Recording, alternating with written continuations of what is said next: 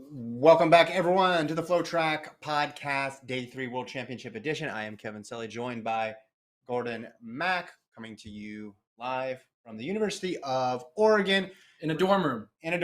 In Gordon's accommodations. We're calling them his accommodations. At least I am. Sounds a little bit more dignified. We're going to talk about the controversial men's high hurdle race and all the false starts of Day 3. We're talk about the Jamaican sweep and Shelly-Ann Fraser-Price's brilliance in the women's 100. We'll also run through all the other finals of the day: men's marathon, men's 10,000, Ryan Krauser winning the shot put, women's pole vault, etc., etc. Some interesting prelim action as well. Gordon, it's a lot. It is a lot, and it's also a lot to have what we thought was going to be one of the marquee races of the week, you could argue. The men's 110 hurdles. Devin Allen on his home track, going into the NFL after this, who set out that he wanted to break a world record, but ultimately really just win a world title. Yeah. Going against Grant Holloway, who we kind of have deemed the next best great thing in hurling. Yeah. There was all these storylines. There was some depth. There was Trey Cunningham. There was Hansel Parsmet. Daniel Roberts was coming off the winning USAs. So it was building up to this great 5-way race. Yeah. But we only had 2 of them in the final because, notably, we'll talk about Grant and his greatness later. But first, we need to talk about this false start. Yeah. Devin Allen deemed a false start due to this rule. So the rule is if the timing system says that you leave the blocks shorter than 0.1 seconds from the gun, you're deemed a false starter. Yep. It's not that you jump the gun. Right. They just assume that you jump the gun to be within so close of being. Yeah, humans' reaction time cannot possibly be that quick. Allegedly. In theory, yes. Allegedly. So the rule is if you're under 0.1, DQ. It was happening throughout the meet, but Devin Allen was 0.099. The closest you can be to under 0.1 that there is possible. Yeah. He was splitting an atom of being under 0.1 and therefore was deemed making an illegal false start and doesn't even get to run in the race that we all wanted to watch. That thousands of people flew across the country, flew across the world to watch. And we said that, sorry, the science says it's impossible for Devin Allen to be 0.0999 fast. He only can be 0.1 fast. So, it's important to bring up the other 2 false starts of the day because those also were in the similar time ranges as Allen. Those weren't ones where they beat the gun because then you see the minus in front of the reaction time. Yeah. It's a positive in front of the reaction time. It wouldn't be a track meet, though. It would not be a global track meet if there wasn't one rule that's going to get everybody's attention and make non-track fans scratch their head and go, wait, what? I'm watching this guy. I'm watching this replay. That didn't look like a false start to me. I know what a false start is. I might have run track before, or I've seen 2 people race. I know what it means to leave early. And there's 2 issues here, right? There's 2 issues.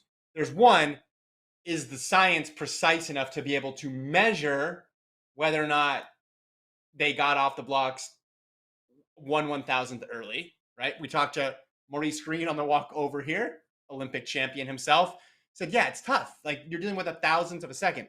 And then the second part of it is, should the threshold be 0.100, or should it not? Should it be lower, or should it only be if there's a negative in front of it? So there's 2 things to consider here. We're going to get a lot of debate, a lot of discussion. It happened with a very high-profile athlete in a high-profile race, but this has been going on for a while. Richard Kilty famously got DQ'd, and he has an amazing start, and it's almost like, man, maybe this guy's just like too good for the rule. Maybe his reaction time is just better. So there's a lot to unpack, but I think the big picture here, a lot of non-track and field fans and even track and field fans are scratching their head because what they see doesn't look like a false start. It's a trash rule. It's a trash science. We talked to a scientist. We literally were walking and talking on the Instagram, which you guys should watch. It's the pre-podcast Instagram show from walking from the stadium to the dorm. We ran into this, I think it was father-daughter. Yeah. And the daughter, I think, is a student at Oregon, maybe, or current student. She said scientist, but so she Gordon studies. believes her. Yeah, I believe her. She studies neurological reactions. Keep going. Right? And she said that the rule 0.1 is not 100% That's arbitrary, fact, yeah. science. It's arbitrary. It ain't real, and we're just following these rules because, hey, 0.1, that's an even round number. How do we know it's 0.1? Why? I would believe it more if they said it was point like 942 or something like that. But they're like 0.1, that just happens to be the number. It seems like very convenient to be perfectly rounded at 0.100. That science decided that the brain knows to be 0.100 for time. Here's my thing, though. If you guess the gun, who cares? Yes. If you want to run that gamble, that's fine. It's on you. I wouldn't recommend it. We also, with Maurice Green, was Emmanuel Hudson, who's an agent, been in the game for a while, represents Christian Coleman, a bunch of other big name athletes. He said, starters have a cadence, right? Set, and then the gun goes off. So people try to pick up on that. Starters try to change that as well, too. So, but if you want to run that risk in the World Championships or Olympics, go ahead. When you watch the 3 false starts from today, none of them look like they are guessing the gun, because if you're guessing, you did it to a very, very small degree. Just disappointing. Just disappointing. That race in general looked weird, like the final, because we had a big 5 going into this meet. If you want to broaden it, you have the 4 Americans, because you got to throw Daniel Roberts in there, 1 USA's, and you had Hansel Parchment, who looked great throughout the rounds.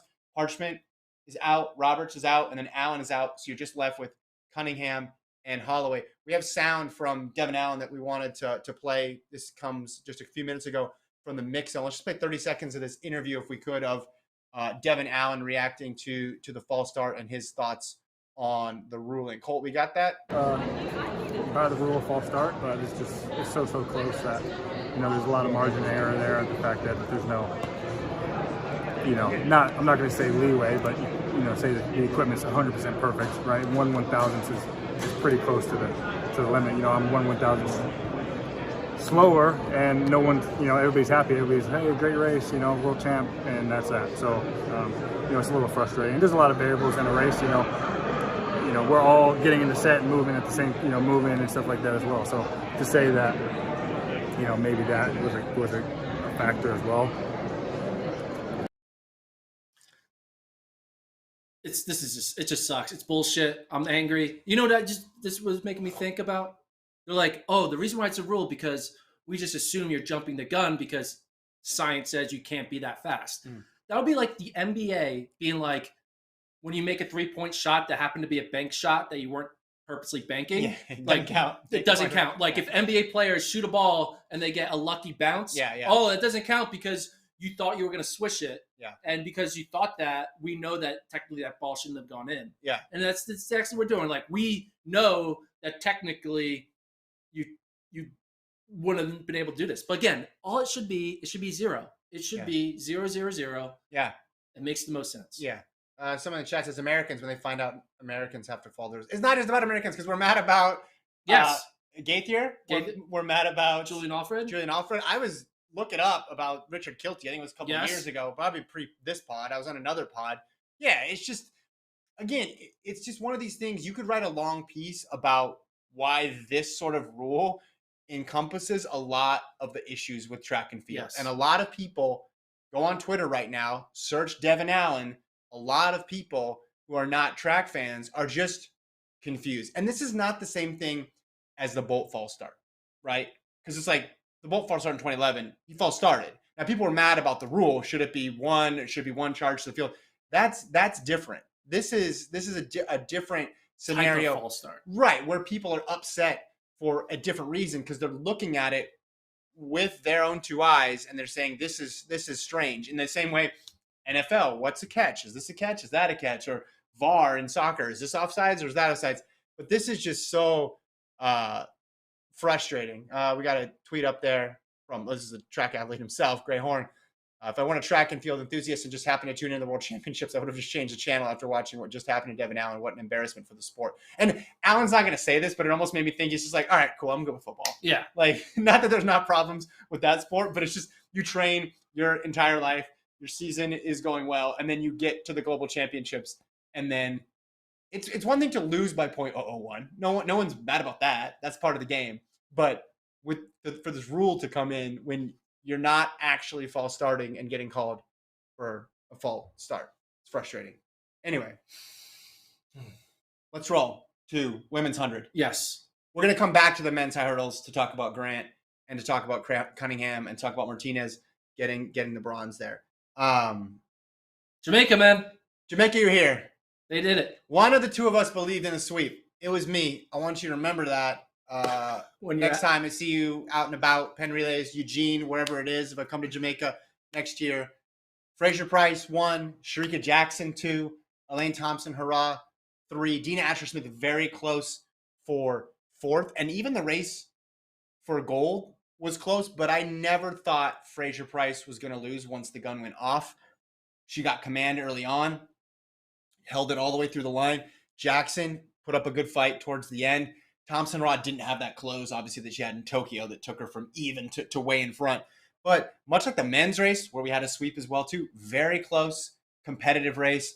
And, man, Shelly-Ann Fraser-Price, 7 100-meter golds in her career now at Global Championships. 7. More than Bolt. More than Usain Bolt. Which you're not allowed to talk about Usain Bolt I'm not allowed to talk about yesterday. Yeah, so I'm banned from talking about Bolt. But 2008, her first gold in the 100 now, which is before you started watching track. Yeah, you're telling people I've only watched track for 10 years, which is not true. I've watched track since the early 90s, watching Michael Johnson. Yeah. So, listen.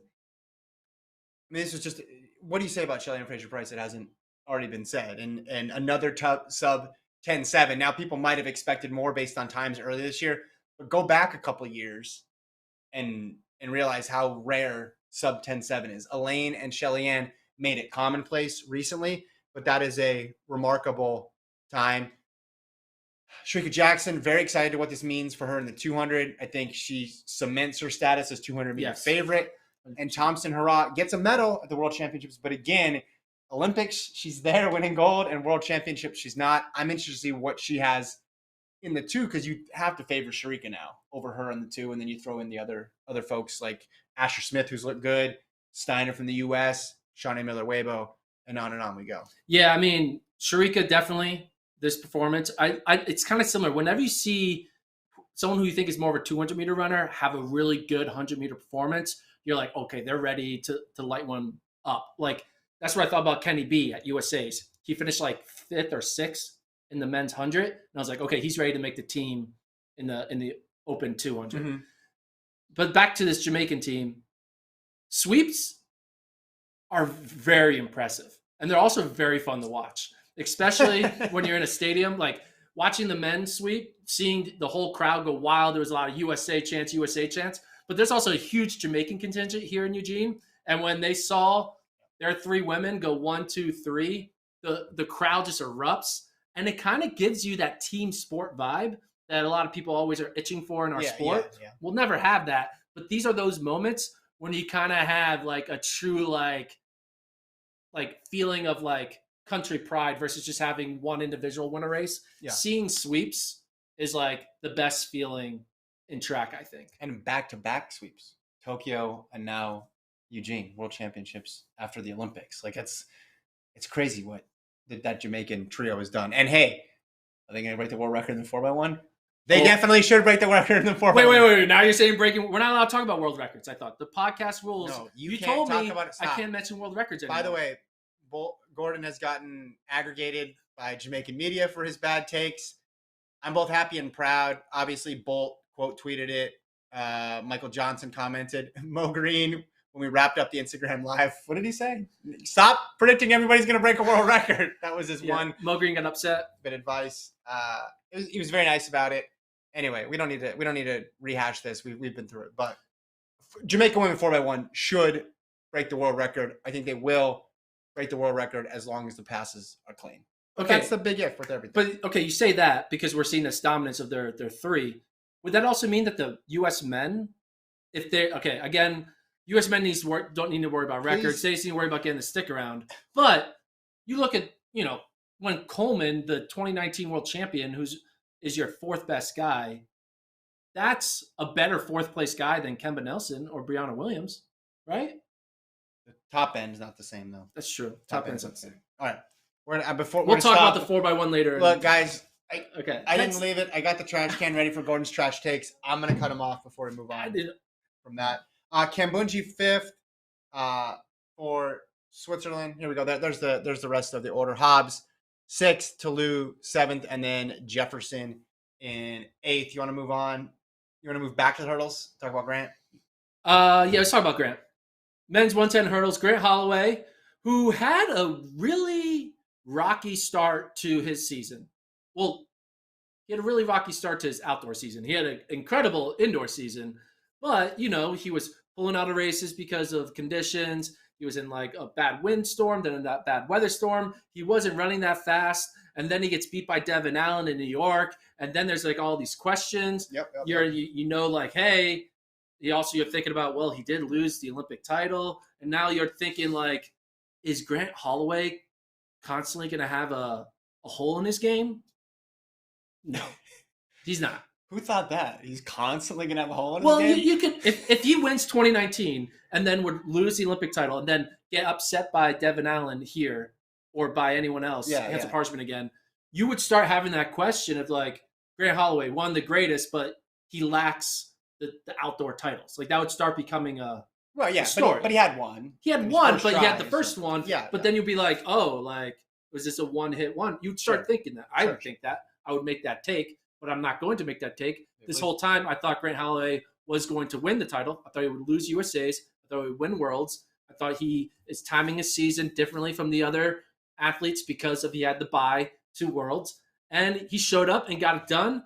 Ran 13-0 in back-to-back rounds. 13:03. 13:03 for the win.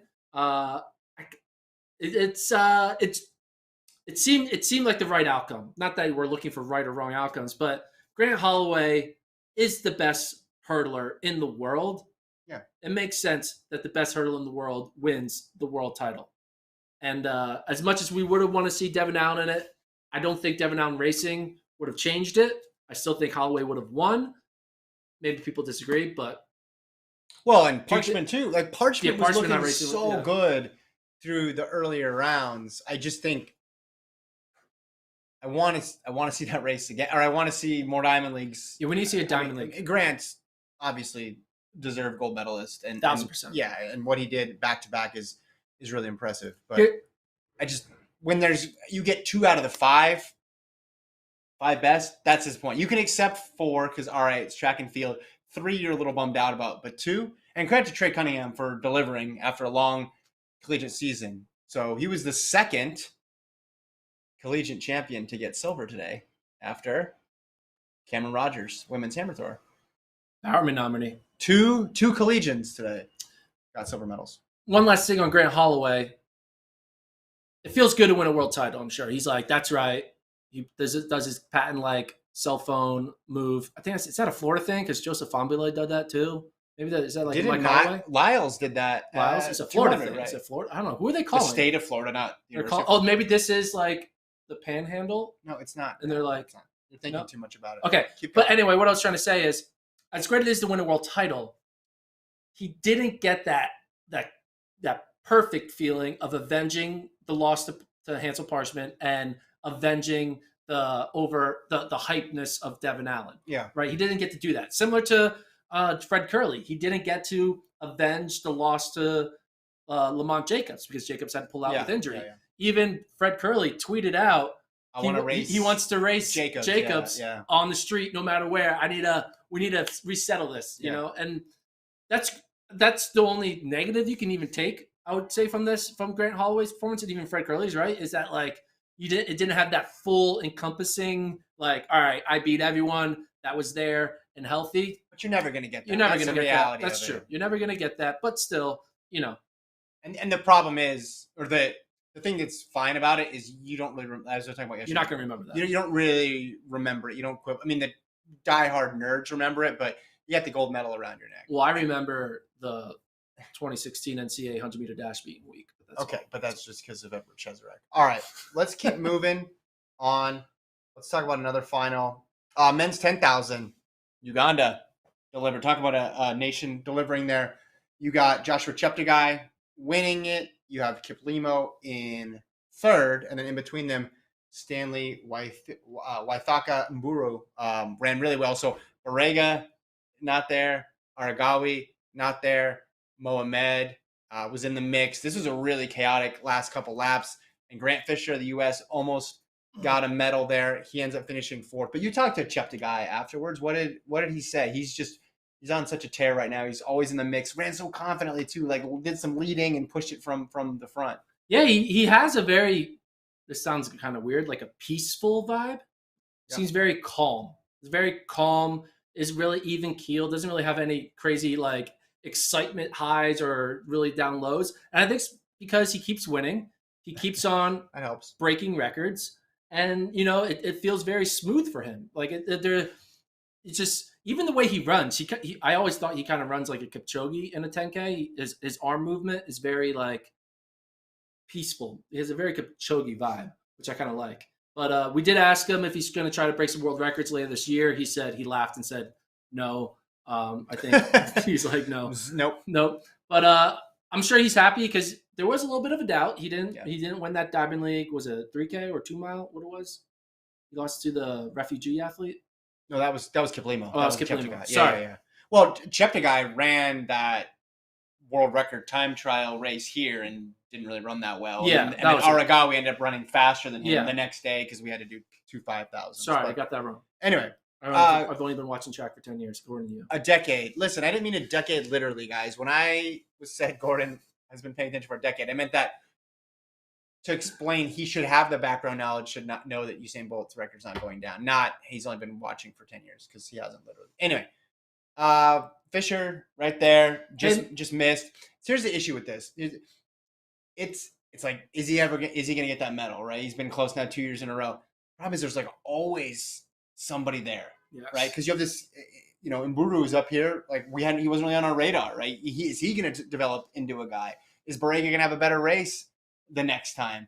It's so tough to predict medals, which is why, you give all the credit in the world to Chelimo, like recently the U.S. guy who's been able to get medals, because it is hard, because it's not like, I'll just wait till Cheptegei's gone and then it's my turn.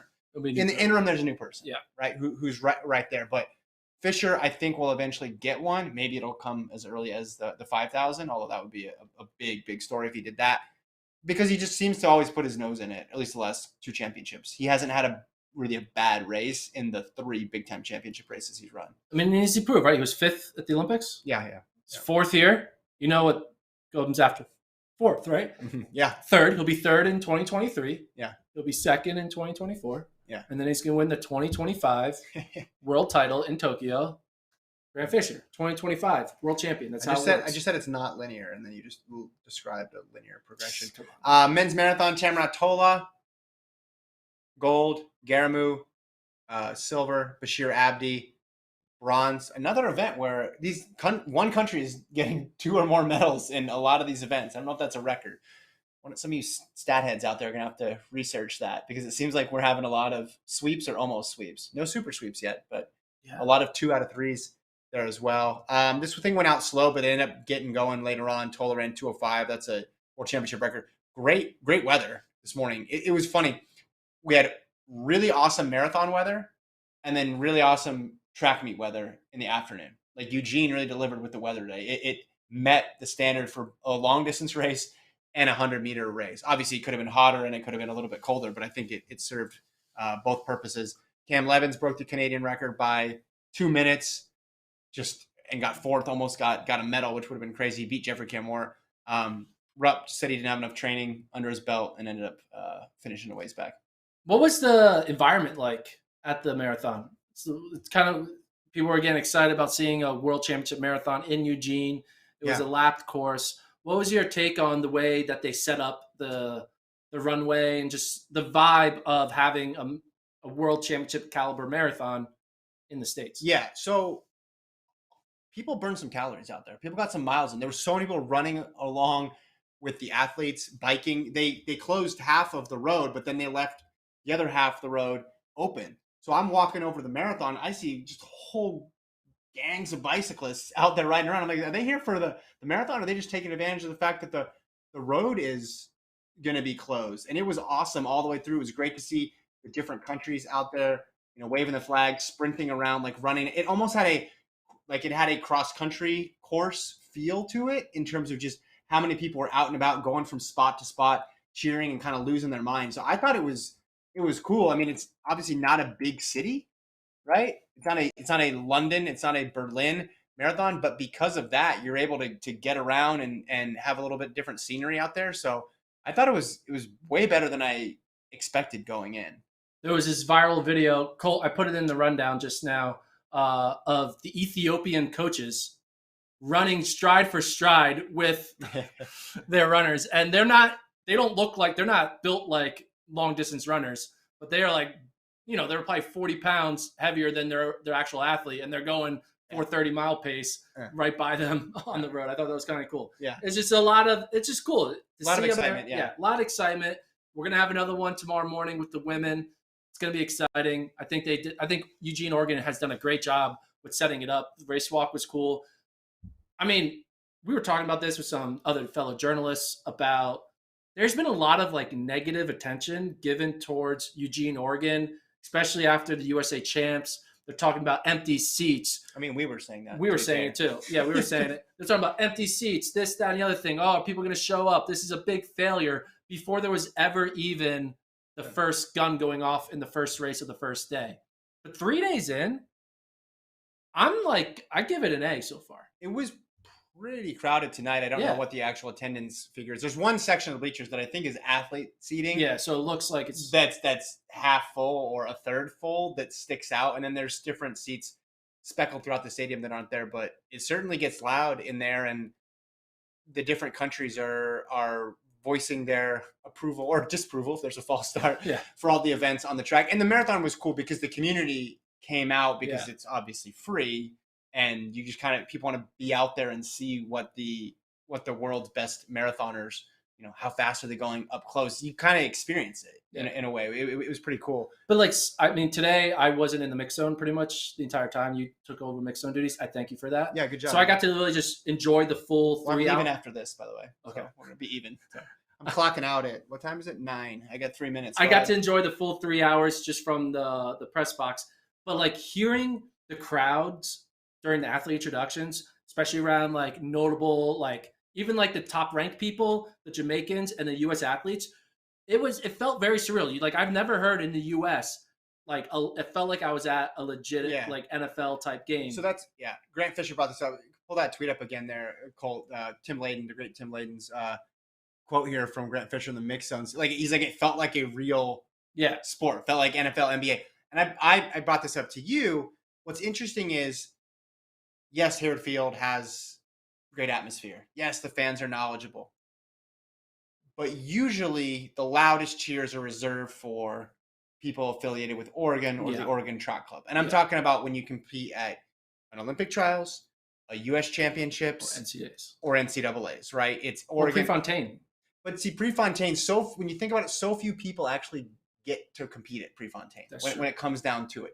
So a lot of these athletes, so say you went to LSU, say you went to Alabama, say you went to Kentucky, you've competed here a bunch of times, you've heard the cheers, maybe you've won, but that's nothing like the applause you're hearing when you're at the start line and you hear such and such from such and such country murmur, and then such and such murmur, and then you from the USA, and then there's just this explosion of noise. I talked to Lena Irby today about it. She's like, I got goosebumps when I heard my name and everybody cheering for me. They're getting the full force of the hometown crowd behind them at Hayward. Now, you could say, all right, it would be the same in any other city throughout the country just because it's a world champs in the United States. But it's something that these athletes have never experienced before, unless they're one of those, select few Oregon athletes. But even then, to have 16,000, I don't know what we're at today, cheering for you. And Grant said, every time I passed a person, I could hear it. People would lose their mind. And then they started a USA chant in the backstretch. So it's a unique feeling, even though maybe to us, we assume, oh yeah, okay, Hayward, they're going to cheer for their favorite athlete. It's just a little bit different when you have USA on your chest. Yeah. All I'm saying is they're doing a great job. Oregon 2022, I think, is off to a great start through 3 days. Yes, there's been some false starting issues and maybe whatever else issues, but overall, I give it an A so far. And I think it's going to stay an A. I'm excited for when we get into the relay portions with the 4x1s and 4x4s. Yeah. That's going to be fun because it's going to have the tension of teams going into these. We're getting closer and closer to finals. You got the 400 hurdles kind of coming into fruition. We have, the 200s coming up. That's going to be wild. Yeah. It's going to be Seeing the women's 200 with Abby Steiner versus Jamaicans, the men's 200, another potential sweep. Yeah. It's going to be fun. But we have all these, potential finals coming up. One final in particular, which I'm excited about, is the men's 1500. So there was a heat of death today. We used to do death heats on this pod, be it NCAAs or USAs. We didn't. I don't know if we did it for the Olympics. We might have. But this 1500 heat was just absolutely stacked. The first semifinal, it had Ingebrigtsen in it. It had Josh Kerr in it. It had Oliver Hoare in it. It had Timothy Cherry in it. Tefera. Samuel Tefera in it. The list went on and on and on and on. And Kerr ends up winning it. But it was very chaotic, very crowded in the home stretch. Oliver Hoare actually went out. The pace was not quick, so we got the 2-time qualifiers, which is funny, right? The faster heat didn't have the 2-time qualifiers. Yeah. Of course, that's old school 1500-meter running. But you can see on the screen if you're watching along with us, Kerr, Garcia, Ingebrigtsen, Chariot, Fontes got the 5 there.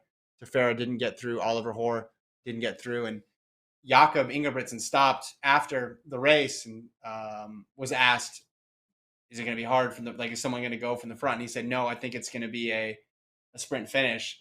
So then Josh Kerr, who no one in the state of Oregon right now is more confident than Josh Kerr. Forget the track meet.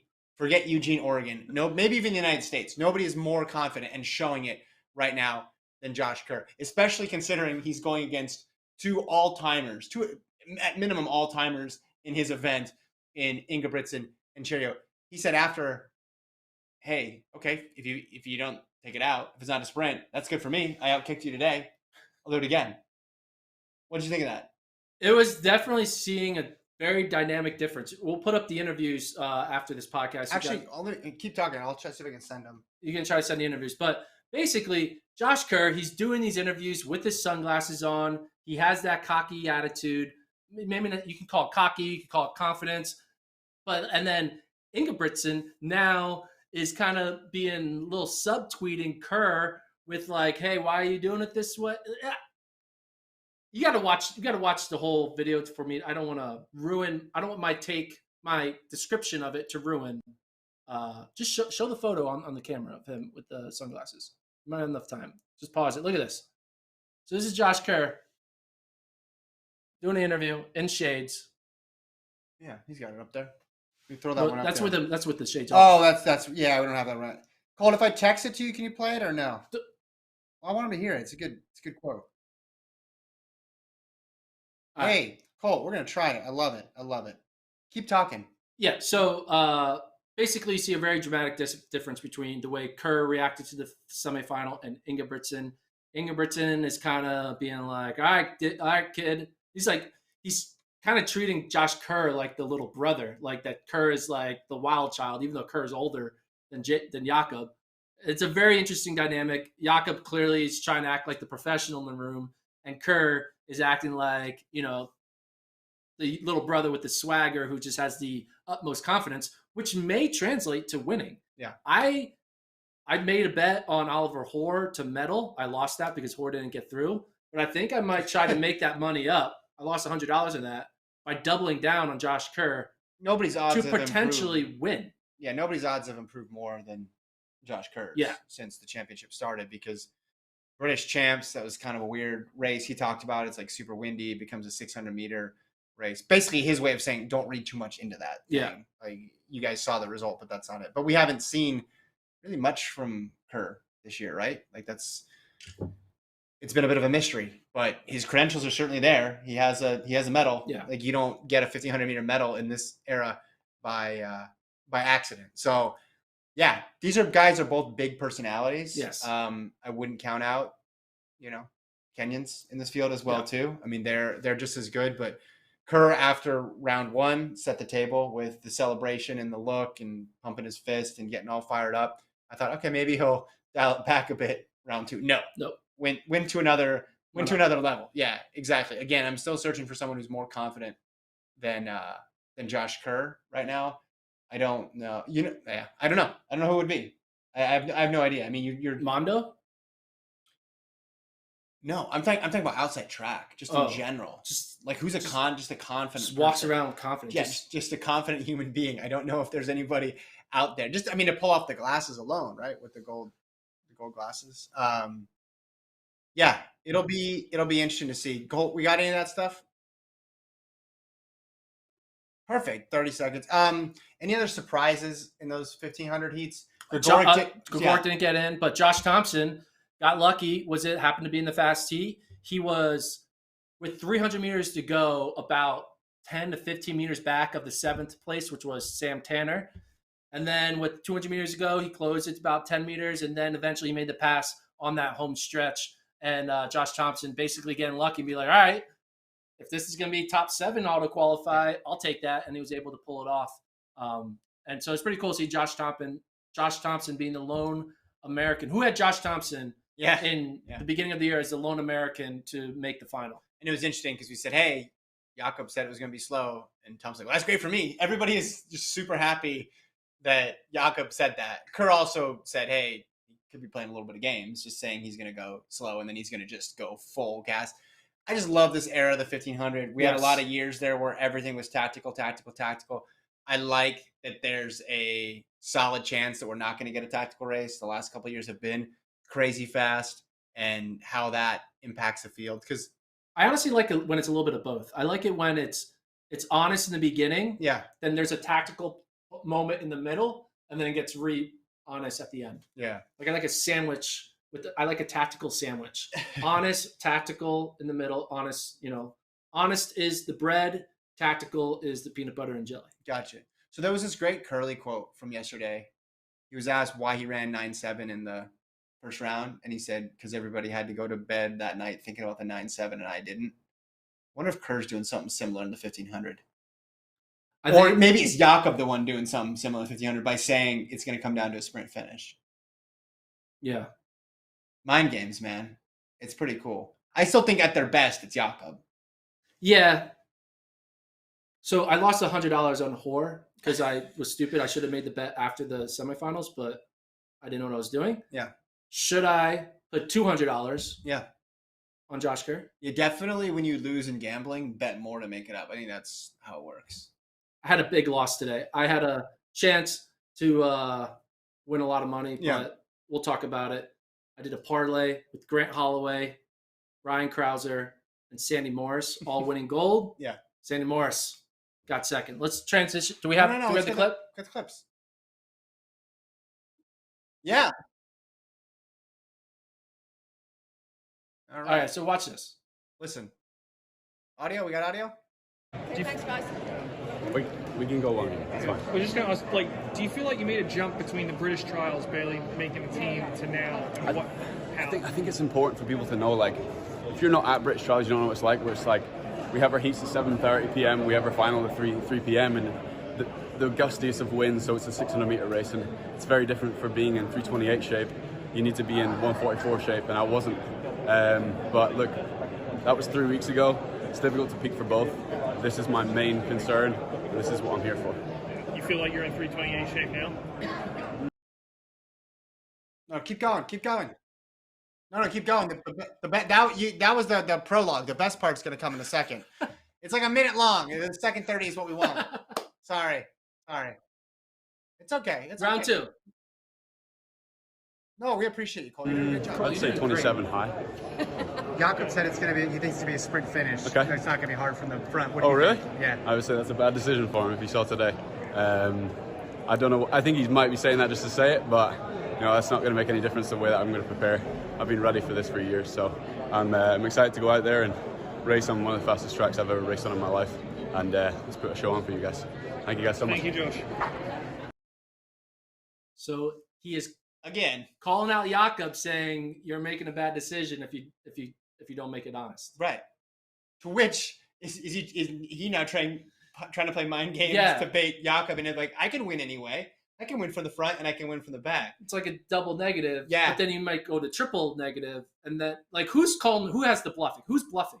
Is Josh Kerr bluffing, or is Jakob bluffing? Jakob has the cards, right? Yes. Because Jakob can go to a place, I think, that the other guys can't. Right?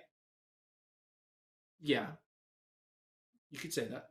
I think the only way he actually lets it go legitimately slow is if he's not quite 100%, or somebody goes with him and he decides, okay, I'll back off.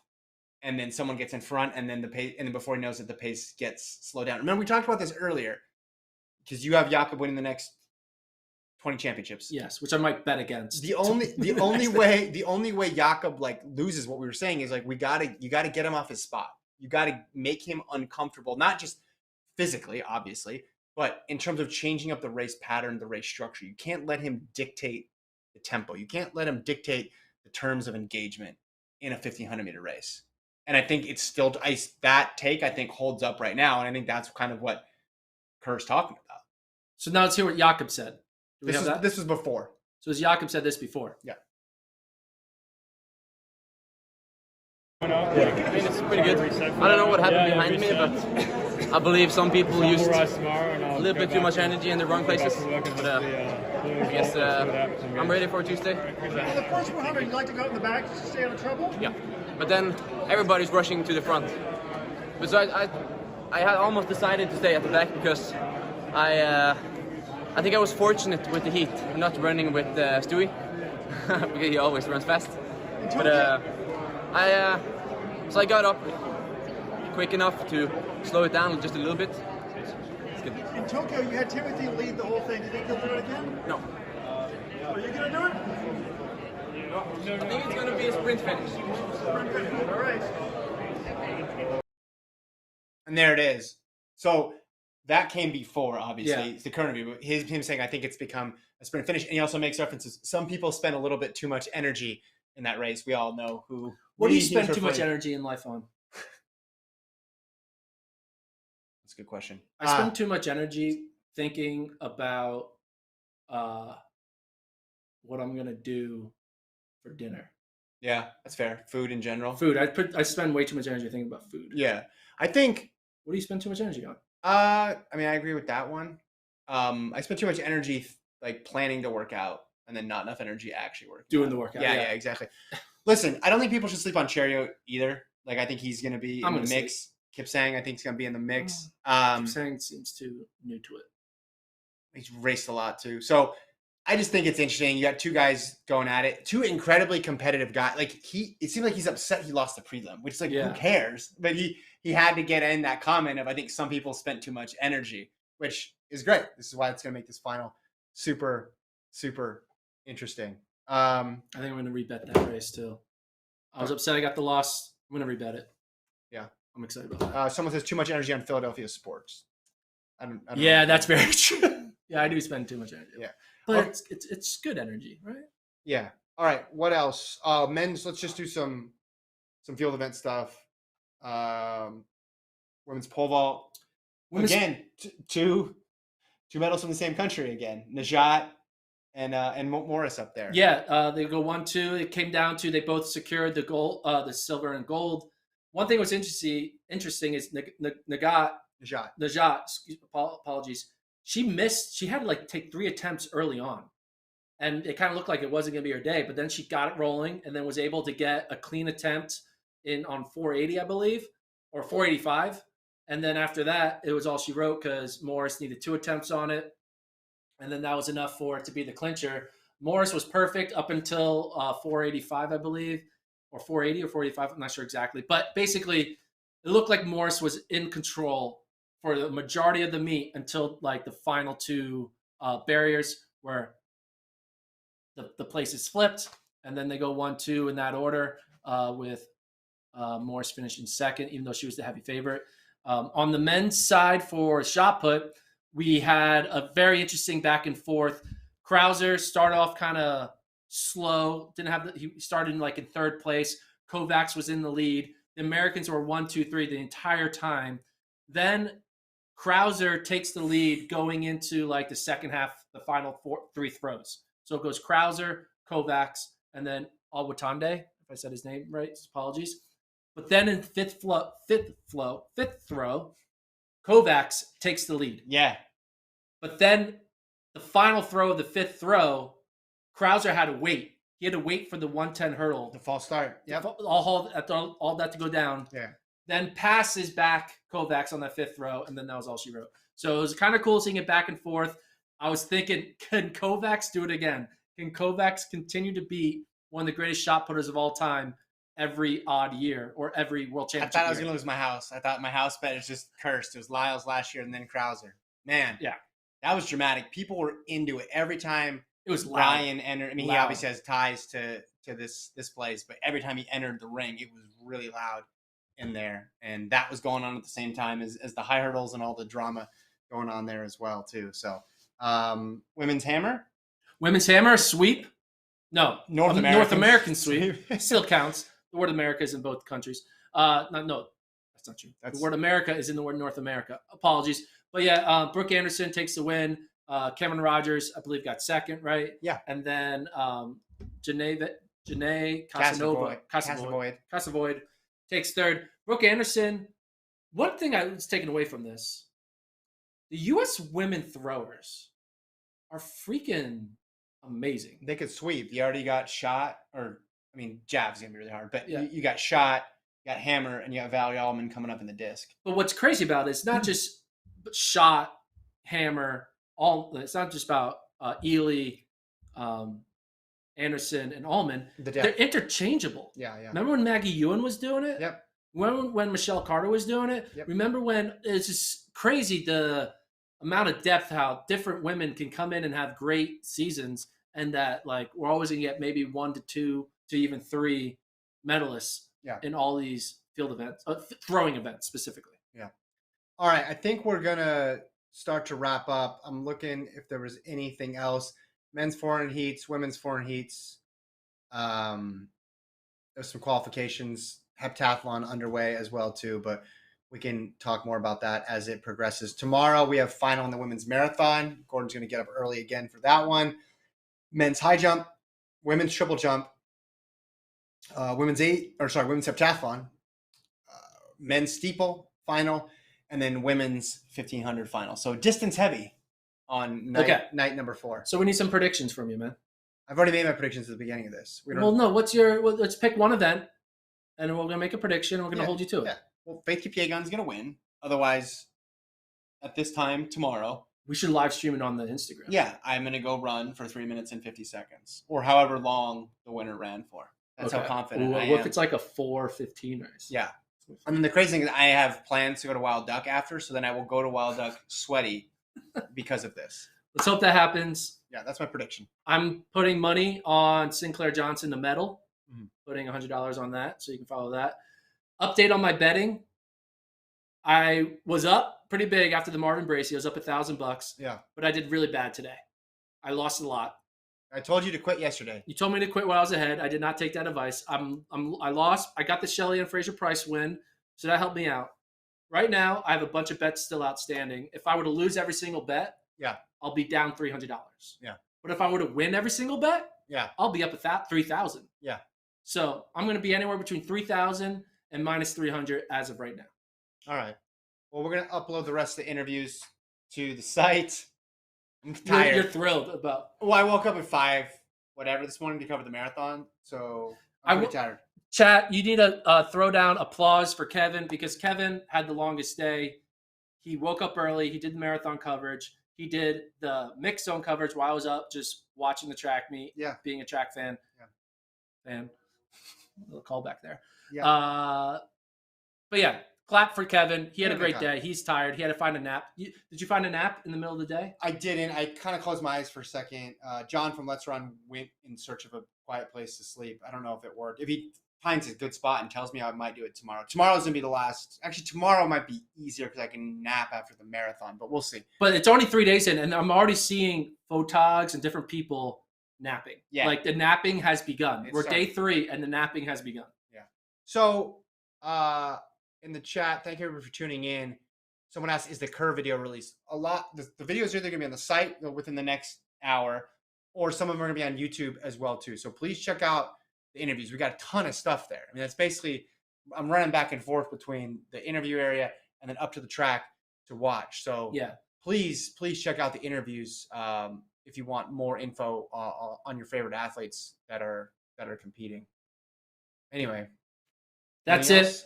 Like, subscribe, tune in tomorrow, 8 o'clock on Instagram or 8:10 on Instagram for we never know who's going to show up. We had a scientist and Maurice Green show up on the walk and talk to the podcast. Tune in here 8:30. Tell your friends. It's been great. No Usain Bolt takes for me tonight, but give me a few days and I might be stupid and do it again. So hold on before we go. During Read the some 200. comments here. Someone said you can sleep when you're dead. True. Someone else said you guys are awesome. Someone said y'all have the worst takes sometimes, but we appreciate what you do. Clapping hands emoji. Shout out to you. Appreciate it. Someone says thanks, Kevin. Really appreciate it. Thank you for getting me some praise. To Kevin. Yeah. Thank you guys. Thank you. We love you, Kevin. We love you guys in chat. We love Colt, our producer. Yeah. Getting some videos in there. Colt is the one who really should be getting recognized. He's Yes. working really hard as well to bring this show. That's the first time I think we've put videos in with Live. sound. Yes. Live. We're going to do that more now. Colt, how you feeling? Colt, you doing good? I'm doing great. It's very late where I am, but I'm doing great. Okay, so let's go.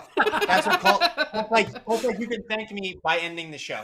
See you guys tomorrow, day 4. Peace. Subscribe.